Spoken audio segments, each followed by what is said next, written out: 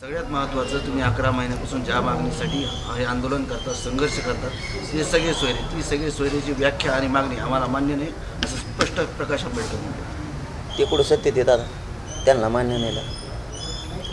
हे बघ, त्यांना मान्य आहे नाही, कोणाला मान्य आहे नाही याच्यापेक्षा आम्हाला जे मान्य आहे ते सरकारनं आश्वासन दिलेलं आहे. नसता सरकार जाणार, भुजबळचं ऐकायचं तर ऐका म्हणत. ते फक्त भुजबळचे ऐकत आहेत, बाकीच्याला मी दोषच देत नाही. हे सगळं मुकादम ते टोळी मुकादम ऊस तोडायचा ते हे टोळे बांधतोय सगळ्या. मग त्याला बळ देण्याचं काम फडणवीस करते. त्यामुळे हे भोगावं लागणार आहे फक्त फडणवीसांना, यांच्या सगळ्यांमुळं भोगणार ते. नसतं आमची अंमलबजावणी सगळ्या सोयऱ्यांसह ठरलेल्या 8-9 मागण्या द्यायच्या, ज्या ठरलेल्या आहेत त्या 83 क्रमांकाला कुणबी आणि मराठा आहे. सरसकट मराठ्यांना कुणबी प्रमाणपत्र द्यायचे. गुन्हेसुद्धा सरसकट आहे. कुणबी नोंदी शोधायच्या बंद केल्यात. हे जे सगळे प्रश्न आहेत 3ही गॅजेट्सचं, हे सगळे सोडवायचे आम्हाला राजकारणाशी देणं घेणं नाही. नसता या लोकांमुळं राज्यातलं भाजप पूर्ण संपून फडणवीस साहेब मोकळे होणार. महाराष्ट्रात निजामी मराठ्यांकडून ओबीसीचं आरक्षण संपवण्याचा डाव करतोय असा आरोप प्रकाश आंबेडकरांनी केला. त्यांच्यावर केला ना, ते देते उत्तर.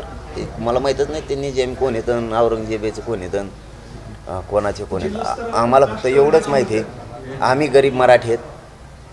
गरीब मराठ्यांना ओबीसीतून आरक्षण मिळून द्यायचं आणि ते कसं देत नाही ते मी बघतो. शरद पवार आणि उद्धव पावसात ठाकरे भाषण केलं, पावसातल्या भाषणाचा एक उल्लेख केला, पण नाव न घेता एका नेत्यावरती टीका केली. काय नेमकं? मग आता सगळे दुनियात पावसात भिजते, ते एकटेच भिजते. मग ते का नावसाच आहेत काय? आमचे शेतकरी बी भिजते पावसात, एखादा सरपंच बी भिजवतो पावसात. आम्ही जातीसाठी भिजायलो. असं काय पर्टिक्युलर कोणाचं नावच आहे असं थोडंच आहे. शरद पवार आणि उद्धव ठाकरे यांना तुम्ही हिंमत करत नाही आरक्षणाबाबत, काय भूमिका आहे याची? कोण म्हणतं येतं? प्रसाद लाड म्हणतायत असं. आणि दुसऱ्या बाजूने तुम्ही ज्यांनी आरक्षण दिलं फडणवीस यांना नेहमी टार्गेट करत राहता. राज ठाकरेंनी आपली भूमिका काही का होईना ती जाहीर केलेली आहे, पण तुमच्यात हिंमत का नाही की उद्धव ठाकरे आणि शरद पवारांना जाब विचारा? तुमच्यात एवढीच हिंमत आहे का म्हणा? तुमच्यात हिंमत नाही का देवेंद्र फडणवीसला आरक्षण द्या म्हणायची? कवर दुसऱ्याचे घर दाखविता रे तुम्ही? ते बिगर कोकाचं असल्यासारखं कमी वागा. रणका वागू नाही कधी, मर्दासारखं वागावं. सांगा ना देवेंद्र फडणवीसला, मराठ्यांनीच निवडून दिलं ना, द्या म्हणा आरक्षण. कशाला लोकांच्या घरं दाखवता उगाच? याला बोलत नाही त्याला बोलत नाही. आम्ही 50 वेळेस सांगितलं तुम्हाला, आमचं कुणी वाटोळं केलेलं आहे मराठ्यांना चांगलं माहिती. म्हणून तर तुम्हाला 106 माग आमदार निवडून दिले ते ना, 13% आरक्षण दिलं म्हणून. ते बी तुम्हीच घातलं मराठ्यांनी, की तुम्हाला पायाखाली घातलं. तुम्हीच घातलं ते आरक्षण, म्हणून मराठ्यांनी तुम्हाला पायाखाली घातलं आहे. आता पुन्हा मराठ्यांनीच आणलेलं आहे तुम्हाला. आता पुन्हा मराठीच पायाखाली घालणार तुम्हाला जर आरक्षण नाही दिलं. कशाला घरं दाखवून नाटकं करता रे? याचे आणि त्याचे घरं दाखविता.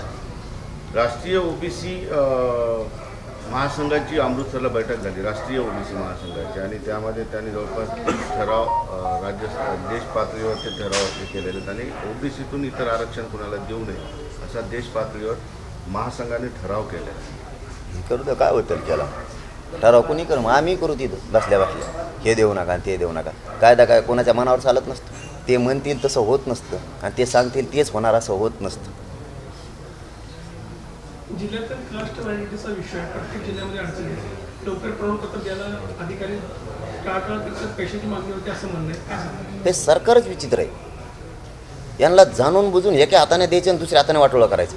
उघड सांगतो मी तुम्हाला, धनगर बांधवांकडून निवडून येईपर्यंत पहिल्याच कॅबिनेटमध्ये तुम्हाला आरक्षण देऊ असं सांगितलं होतं. एका हाताने मतदान घेतलं, सत्ता हस्तगत केली, दिलं नाही. तसंच एका हातानं द्यायचं, दुसऱ्या हाताने वाटोळं करायचं. ही यांची पद्धत आहे. शिंदे समिती गठीत केली, नोंदी शोधल्या, प्रमाणपत्र द्यायला त्यांनीच अडचणी आणायला सुरुवात केली. प्रमाणपत्र दिले, व्हॅलिडिटीला त्यांनीच अडचण आणली. वंशवळ समिती गठीत केली, तिला काम करायचं सांगितलं नाही. कशाला गठीत केली ती? नोंदी शोधल्यात, कक्षच नाही आहेत प्रमाणपत्र देण्यासाठी.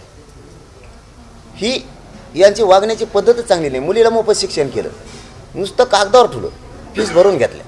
फीस भरायचे झाल्यावर आता मोफत केलं. आता सगळ्या फीस घेतल्यावर इतके उलटे ते मकाचे कामं करते. ते सगळ्या सोयऱ्याची अंमलबजावणीला सुद्धा यांनी असंच केलं.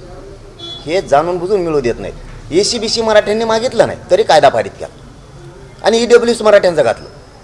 एकीकडून EWCचंही प्रमाणपत्र मिळत नाही, त्याचाही फायदा होत नाही. रद्द केल्यामुळं SC-BCचं 10% आरक्षण दिलं, त्याची व्हॅलिडिटीची आट घालून ठेवली.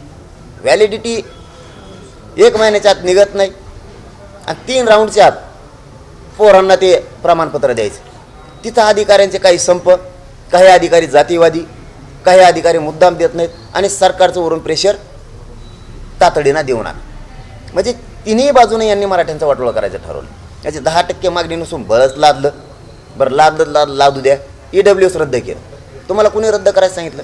जर SC-BCचा कायदा झाला म्हणून ते रद्द करावं लागलं तर SC-BCचा कायदाच करायचा नव्हता. तुम्ही 10% आरक्षण द्यायचंच नव्हतं.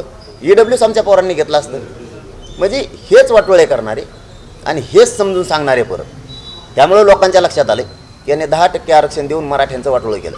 कारण EWS त्यामुळं रद्द केलं. EWS रद्द करण्याची कोणाची मागणी नाही किंवा 10% आरक्षण देण्याची सुद्धा महाराष्ट्रातल्या एकाही मराठ्यांची मागणी नाही आहे. हे दोनही SC-BC देऊन वाटोळं केलं आणि EWS रद्द करून वाटोळं केलं. याला जबाबदार फक्त सरकार आहे आणि हे सगळी चाल देवेंद्र फडणवीस यांची.